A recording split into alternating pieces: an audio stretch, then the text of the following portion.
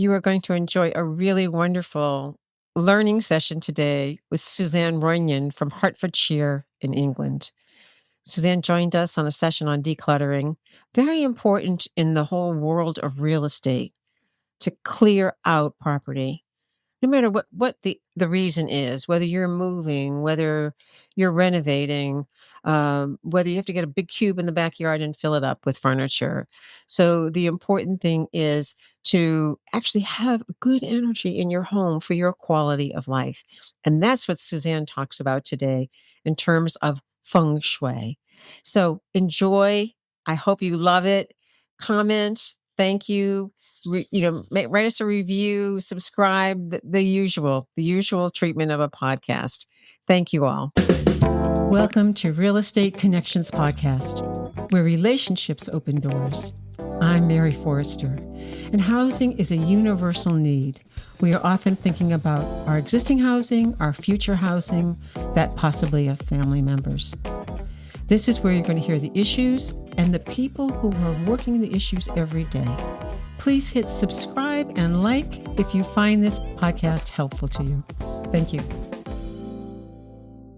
Welcome to Real Estate Connections Podcast. This is our second interview with Suzanne Roynon, and she is with us all the way from Hertfordshire, England. And you'll know it soon, as soon as she starts speaking. Suzanne is an internationally recognized expert on interior therapies. And you're saying, what is that? Well, we're going to find out a little bit more. We found out more with the first episode, and I urge you to go back and look at the episode on decluttering. It got lots of attention, Suzanne, lots of fun and lots of comments. And so it was really wonderful. So Suzanne is the author of Welcome Home. And she's going to talk to us about the importance of energy in a home, particularly with reference to an ancient Chinese practice called Feng Shui. So welcome, Susan. How are you doing today? I am very well, Mary. It's a pleasure to be back again. Thank you. And it's so good to know that people enjoyed the previous episode we did. They did. They really, really did. And everybody was so anxious to hear, how do I declutter? And, we all want to get out of the winter doldrums right now. And spring is pretending to come. As I said the last time, if you want some motivation, I do these inspiration calls, which last half an hour. It costs about the equivalent of $12, I think, depending on where your exchange rate is right now. And you get my undivided attention. And I will tell you what's slowing things down for you, what you can do immediately to improve the flow of energy in your home. Wonderful. So, yeah, it's a lovely thing to do. And it's just really connects. And there's no commitment. It's just something that I enjoy doing because I know it makes a difference. Oh, I bet it does. I bet it does. And I have an interest in Feng Shui, and I can't remember why or when, but we moved into a town called Vienna, Virginia. And I think your daughter was not far from there when she was in Virginia. She was in Arlington for a few years. That's right, Arlington. Mm-hmm. And for some reason, we got to implement some principles of Feng Shui in that house, and it made so much sense. Mm-hmm. So rather than me keep talking, let's hear about how you introduce people to Feng Shui and the importance of Feng Shui in our homes and businesses, really. So what we've talked about is giving you some very, very simple Feng Shui advice. And, lots of people start off talking about Feng Shui by saying where it came from and why. And actually, what people want to know is, what is Feng Shui going to do for me? How can it make my life better? So let's save 10 minutes of guff and just go straight into the fact that every home is unique. Every home will have different energy.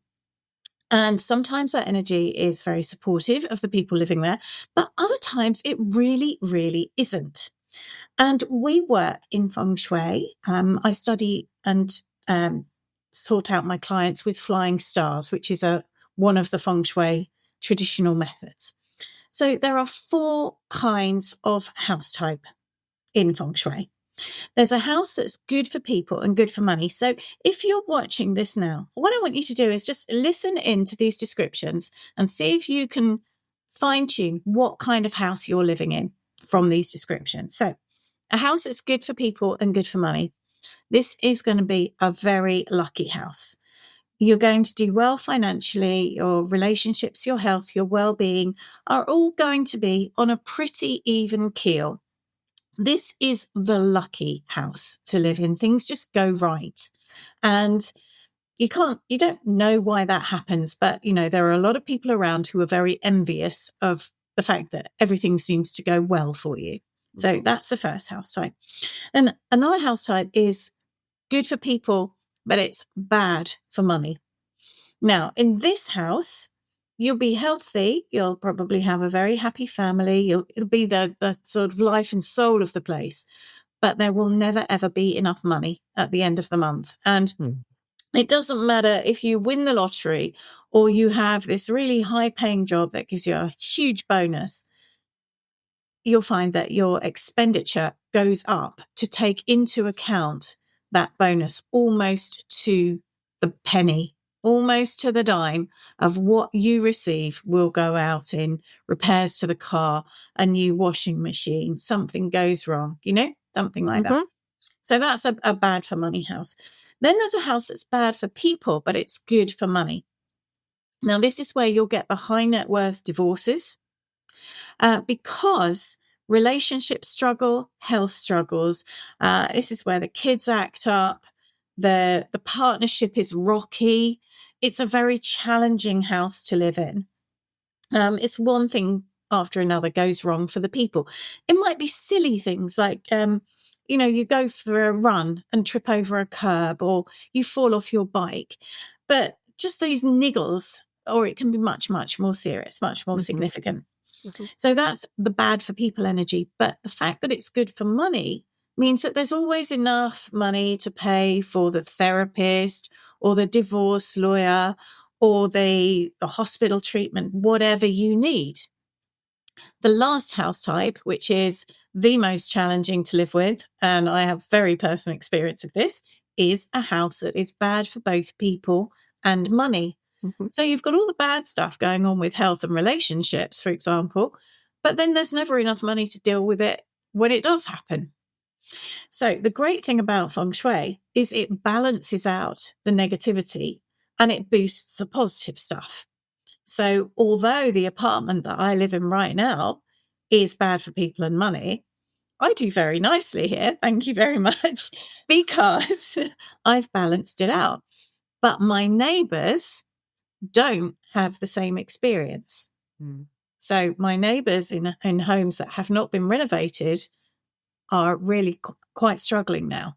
So it's just, that's the overview of those house types. Now, we've all heard, and people who've heard of Feng Shui have heard, there's a relationship area, and there's the wealth area, and there's the health area. And those are the three places that most people want to know about. And especially when you get to 60, I'm going to be 60 in a couple of weeks. Happy birthday.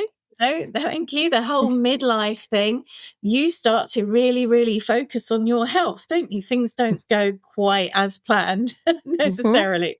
So what we want to be doing is thinking about, right, where's the health area?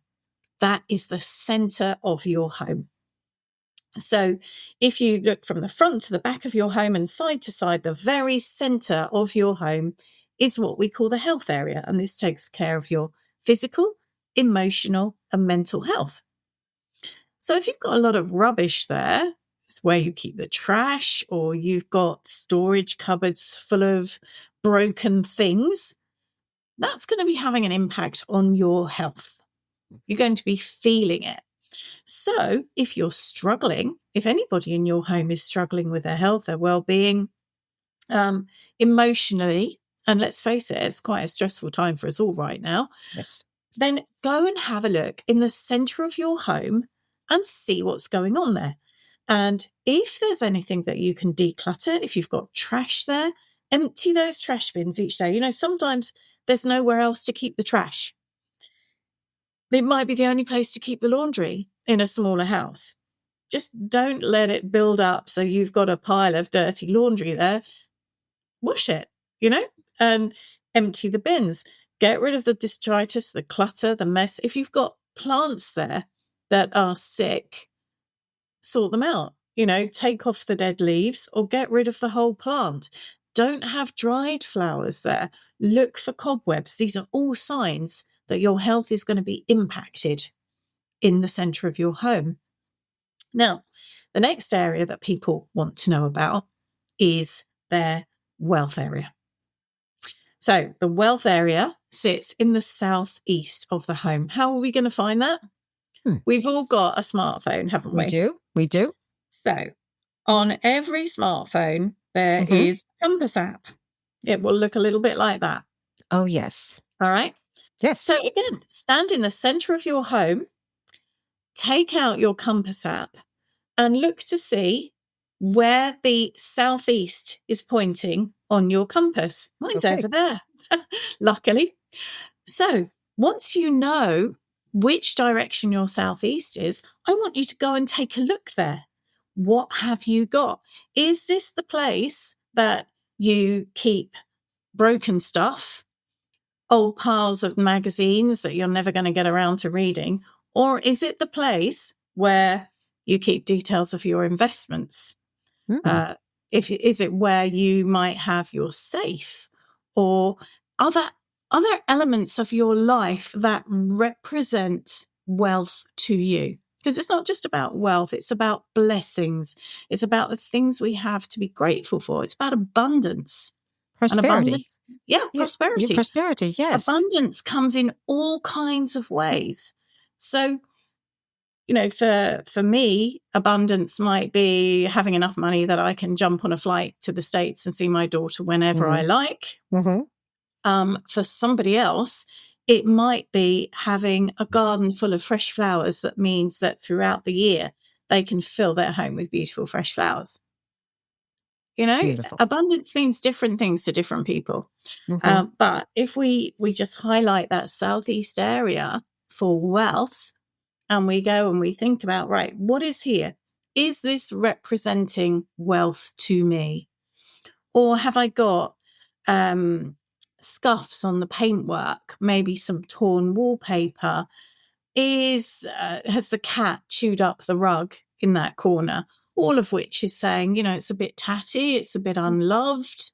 What can we do? Because that's, if we're showing that our home that we don't care, then you're not going to get the same results, essentially. Does that make sense? It makes a lot of sense. And it makes me think about all the nail salons I've gone into where there's been a little altar, with the incense or maybe some fresh flowers or some food and maybe a Buddha or something like that, some religious symbol, and lit every day. So if the southeast area has a representation of prosperity as well, that would do. Yes, exactly. I mean, I keep a money pot in my southeast. What is a money pot? So it's a pot of money. It's a beautiful pot and it's filled with loose change. I sit that on a round mirror and there's so much loose change in it that it's overflowed onto the mirror, and the mirror is symbolically doubling what's in that pot. You see? So I always say to people, start small, start with a sort of votive candle size thing. And when you've got enough change to overflow that, then go to the next pot up and the next pot up. There are 3 pots over there right now. And I hope that it's representative of what's happening in your life today as well. Well, it is. And that's a wonderful thing. So even in this apartment, which is legendarily bad for money, the money is overflowing. Touch wood, that's very nice. Thank you very much. That is the joy of having a Feng Shui home. It's those little things that take it from, bumping along the bottom and hoping for the best to, okay, all's good. This is great. Wonderful. Now, another area of the home that many, many people are interested in now. So these are sometimes younger people, sometimes our age. It's about relationships, the relationship area in your southwest. Now, this relationship area isn't just about the significant other in your life, if you have one. It's about your relationship with yourself And if you are open and interested in developing a relationship with somebody new, perhaps you've been widowed or divorced, a relationship has ended, whatever. If you are open to developing a new relationship, there are things we can do. If you are in a relationship, there are things that we can do to boost and enhance that relationship should it need it. Mhm. And there are all kinds of ways that we can do this. So Suzanne and I were just talking about the relationship area in the house of being in the southwest of the home. And we had to reach out to the husband unit who's upstairs, who's our sound engineer, as we lost sound. So there was a perfect segue, Suzanne, to talk about relationships because It he's my was. significant. Yes. Yeah, because what he did was he came in and he absolutely rescued the situation, wasn't he? Saved the day. It's beautiful. Right. Yes. So let's just go back to thinking about what you might put in the Southwest if you want to just reinforce every part of your relationship. And it doesn't matter whether it's beautifully happy or it's a bit sticky and you want to keep it. So the only photos you would ever keep in your Southwest are pictures of you with your significant other. This Oh. is not the place for family photos, nothing of the mother-in-law, not the kids, not the grandchildren.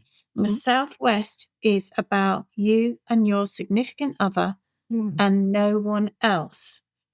Now, if you have ended a relationship, what you definitely want to do is remove those photos of you with your significant other.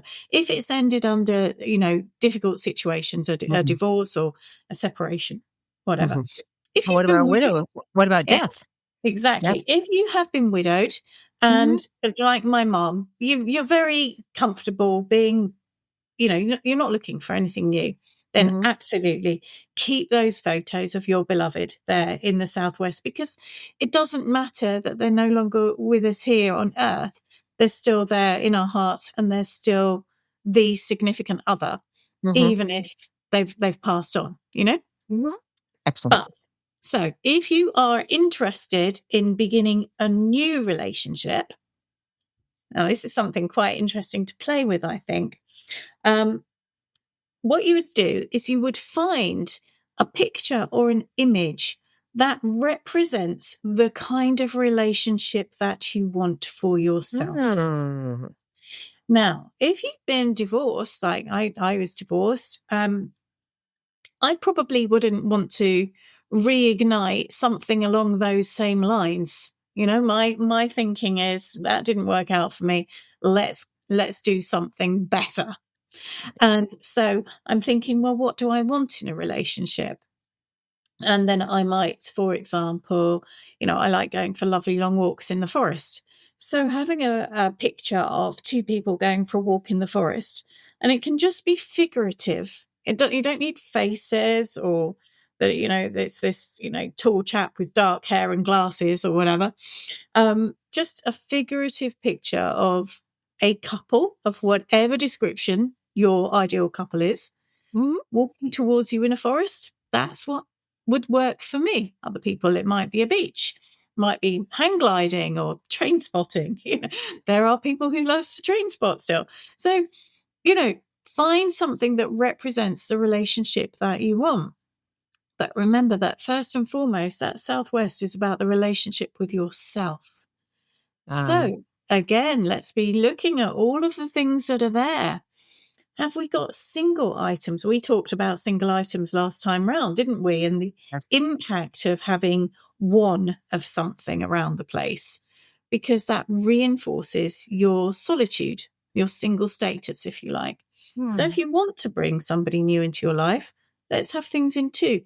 But that's also about balance. We want a balanced life. So don't buy things in ones, buy things in twos. If you're buying a new mug, for example, buy two that match. If you're buying a lamp, buy two cushions, two throws, and bring that energy of balance into your life. And that's really quite a powerful thing in Feng Shui. Even if you don't want to be in a new relationship, if you're living alone, perfectly content, but still have that balance. It And makes that's sense because you want really relationships, right? And they mhm. may not be romantic relationships or intense relationships, but we are human. We want to We're be human. connected with others. Connection. So, Hmm. so, so important. And, you can book a session with me and we can go through all of the other areas. If Hmm. we get time, Mary, I will run through each of the other areas of the house and what they stand for. Present. So that if there's a particular thing that you are concerned about, whether it might be a career move or a family issue, I can point you in the right direction. But one of the things that I've become very, very aware of over the years is that in a feng shui home, when bad stuff happens, and it happens to all of us, there will always be hiccups in life. But as an example, I have a client who has been with me for, I think this must be her sixth house she's living in now. And Hmm. her life has just got better and better. It's been like an upward graph all Hmm. the way. She's moved into this lovely, lovely property last year. And a week last Sunday, she had a stroke, Mm. totally out of the blue. Now, this person is so fit. She walks 10 kilometers a day. She eats a very, very healthy diet. She's very, very slim. So none of those obvious markers for a stroke. But out of the blue, when she woke up on Sunday morning, she had a blood clot on her brain. And it wasn't Mm. a TIA. It wasn't a Mhm. mini stroke. This is the full on stonking great big blood clot Oh, in the yeah. brain. Well, fortunately, she got on the call. She got to the ambulance. They got her into hospital in time and they gave her the drugs that she needed. Now, she came home 2 days after her stroke. Wow. And although she's tired, obviously you're a little bit tired and she needs to rebuild gradually, the shock of having the stroke has had much more of an impact than the stroke itself. And Limitations, physical yeah, limitations? no, nothing at all. Nothing Wow. at all. She's not allowed to drive, which is very frustrating for her. But Normal. she lives on the second floor. She's running up and down those stairs. She's working pretty much full days again. Less than a Wow. week after a stroke, her home is absolutely supporting her to through her recovery into her work. And she said that when she came home from hospital, just walking through the door of that space and knowing that it was wrapping its arms around her and giving her the nurturing and nourishment that she needed to heal was massive for her. And she's Fascinating. absolutely convinced that the reason she's doing so well is that her home is feng shui. I'm going to agree with her on that because what I have seen is people who've used that, if they've had feng shui in their homes and then for whatever reason they've forgotten or somebody said, oh, don't bother with it. And before you know it, their life is just gradually falling apart in different ways. And Suzanne, can you tell us about, you know, the principle? What is the principle? I mean, we obviously it's the practice that has been studied in China.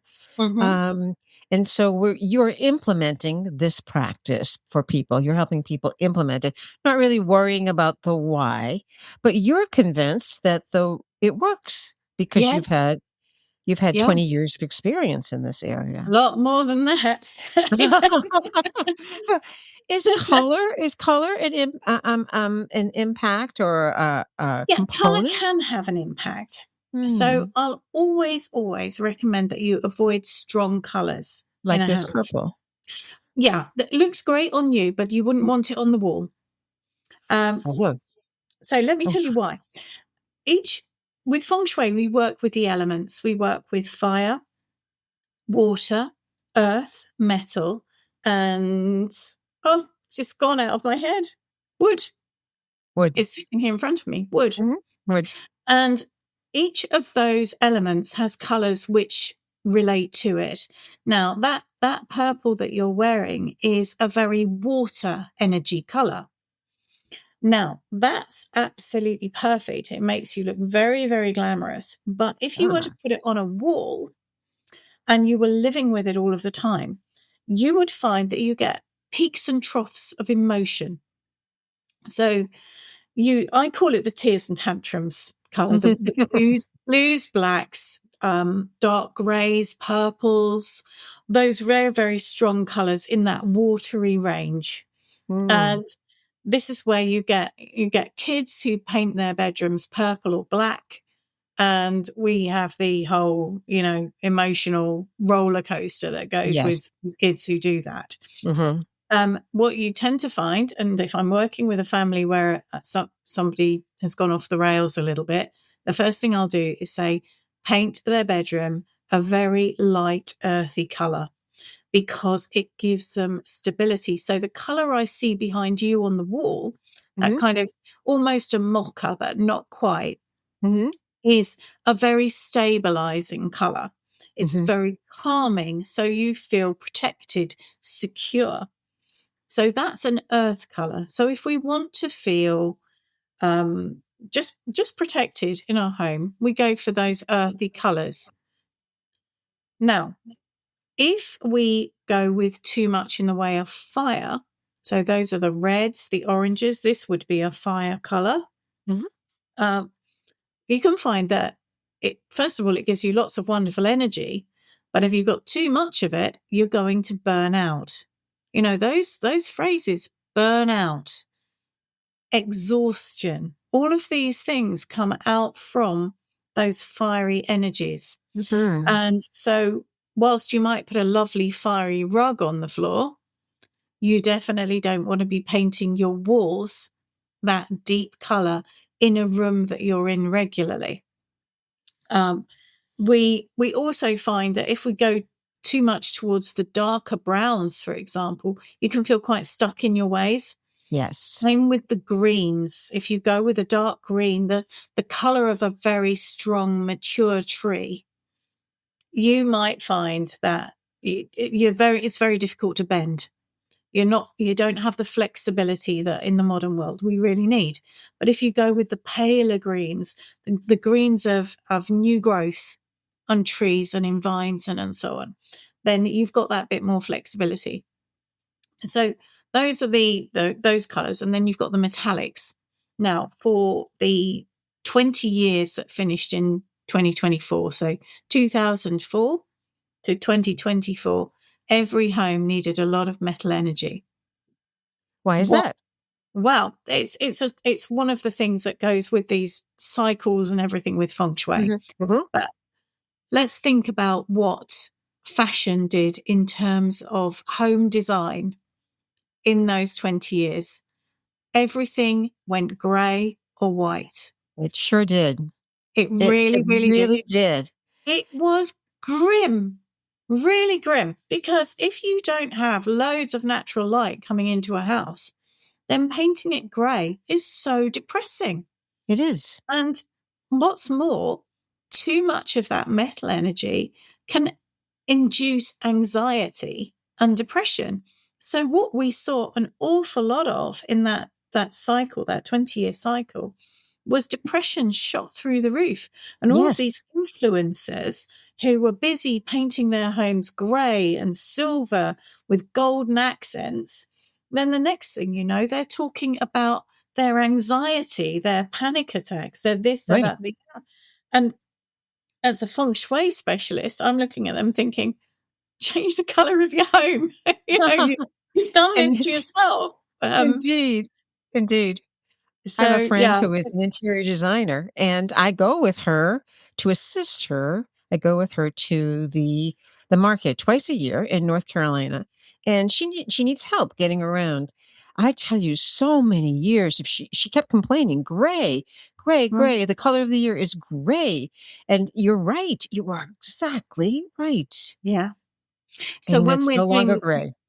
when we're doing the Mm. feng shui of a home, and this is if we're going to do the whole feng shui. So, and as I said, each home is unique. So a feng shui report goes into the precise remedies you need in each of those 9 areas of your home that relate to these key parts of your life, then if, for example, you need a metal remedy in one area, I'm going to be saying to you, let's put some metal colored accents there, Mhm. but let's not go overboard.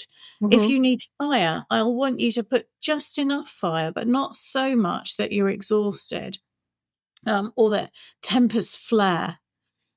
You get all of this niggliness with one another. Mhm. If you need water energy is actually done with moving water. So, but I So might like say a to you, pond or a well, waterfall, water water, feature. water feature, I just use a vase with a pump in it. It's so much easier. Hmm. I don't like those water features that trickle, Right. because I'm a lady of a certain age, you know? Yes, yes, and there might be a physical response to that. Precisely, precisely. Yes. So, yeah, we use color in feng shui. We use these natural elements, the water, the wood. Wood is literally living houseplants. That's as Hmm. difficult as it gets. Earth energy. We use stones, Hmm. crystals, whatever people happen to have around. Fire. We use color. You might just put a throw in this kind of color, or a picture on the wall, Yes. something like that. Water, as I've said, we use moving water, but I tend to put it in a vase. And then with the metal remedies, we do need to use actual metal. Yes. And the bigger the house, the more the metal. But Chandeliers, right? well, no, because they're actually attached. So Oh, I actually use weight plates for it, because it's easiest to just stash them away and hide them. And there's always somebody who's giving away some weight plates somewhere, because they're not using the weight because plates they're not anymore. Is using that them. right? So Yes. we can put them behind furniture, or behind doors, or in a basket. To my mind, if you can walk into a house and not notice a single feng shui remedy unless you're looking for it, that's great, because what you will feel is you'll walk in and think, this feels amazing. Amazing. But you won't So, know why. It'll mhm, just feel good. you just feel it. Yeah. I think you're right. I really do. I'm a fairly practical person. So when I hear some of these things, I think, oh, really, really? But I think you're right.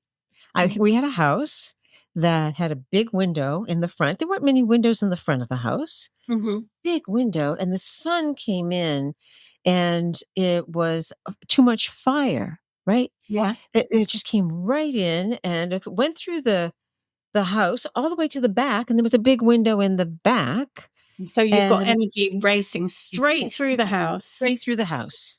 Yeah. And so I think the remedy was to hang a crystal Mm-hmm. part way along the way, and and we eventually planted a tree right Yeah. in front of the window. Actually, the landscaper said, and I had no idea if she had any feng shui training at all. But when the landscaper came, she said, "We need a tree right here." My husband teased me all the time about that tree in the front of the house. Who has a tree in front of their picture window? I don't know, but we did, and it worked. And it really was lovely. It would have made a world of That's right. difference. Yeah. Yes. So one thing you and I talked about is the whole. There's a whole kind of experience we're having across the world is that the boomers are now somewhat having to move out of their homes, especially the older boomers, Mm-hmm. and families are trying to move them into different accommodations, maybe assisted living, Yeah. maybe memory care. And I know i- um, you go from a 9-room house or whatever to a room possibly, or a room and a Mm-hmm. half Oh, two. Yeah. or two. What is really critical or important to think about on behalf of that person that you're shifting out of maybe a very pretty space to a very limited space? Mm. Well, I think the first thing to think about is what the person's lifestyle requires. Mm. So, if you're a person like me, I need a view. I need to be able to see. So, even if I can't get out and about anymore, I want the bigger picture. I want to be able to see a big sky, trees, maybe Mhm. something like that. But for other people, for some of the people I know, All they're interested in is getting up and watching TV. Mhm. They don't care about a view. So start thinking that way first. Think What's about the important? What's person, important? Right. what matters to them, and then move them only with things that they love. Don't Mm. try and decant the whole of that 9-room house into those 2 rooms and line up pieces of furniture along the walls, and as many rugs as you can on the floor, because those are all trip hazards. People are going to fall against them. Really think about what actually matters, what makes them feel good, what they care about. They're going into memory care and they have photo albums. Make sure to take those photo albums as long as they contain the good Mhm. memories.